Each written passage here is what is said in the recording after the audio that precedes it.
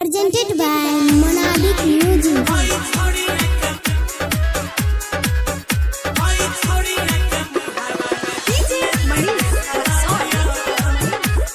Sai Recording Studio, Delhi.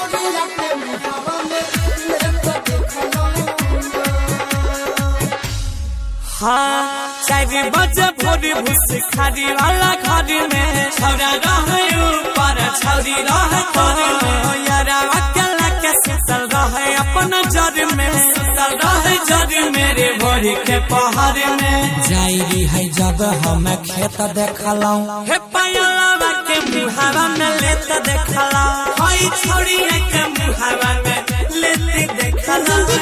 Monadic Music. 4 बजे भोरा भूसा खारी वाला घर में छौरा रहे ऊपर और छोरी रहे तर में जरावा के लेके सुतल रहे अपना जर में सुतल रहे जर में रे भोर के पहाड़ में जाई है जब हम खेत देखलौ हई पायलवा के मुहावा में लेत देखलौ हई छौरिया के मुहावा में लेत देखलौ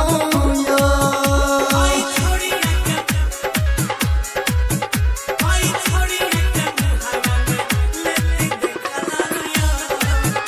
हई छौरिया के Sai Recording Studio, Delhi. हई छौरिया के मुहावा में लेत देखलौ हाँ घर में नहीं मजा मिले रहे ओकरा पूरा मिले नहीं रे मजा भैया छौरी के पूरा तैसे कुटावल के भूसा खारी में चूरा कुटावल करे चूरा घर में नहीं मजा मिले रहे एकरा पूरा कैसे कुटवल कई भैंसा खड़ी में चूड़ा जेना बहे रहे कोसिया के रेत देखलौ हई पायलवा के मुहावा में लेत देखलौ हई छौरी के मुहावा में लेत देखला हई छौरी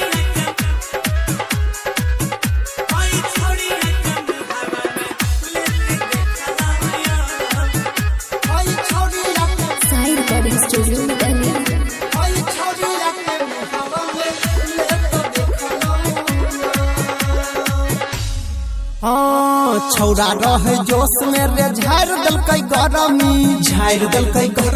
रे झाड़ दलकै गरमी गौरव अनिल रहे छौरियो बेशरमी रे छौरियो बेशरमी छौरा रहे जोश मेरे झाड़ दल के गरमी गौरव अजय रहे छौरियों बेसारमी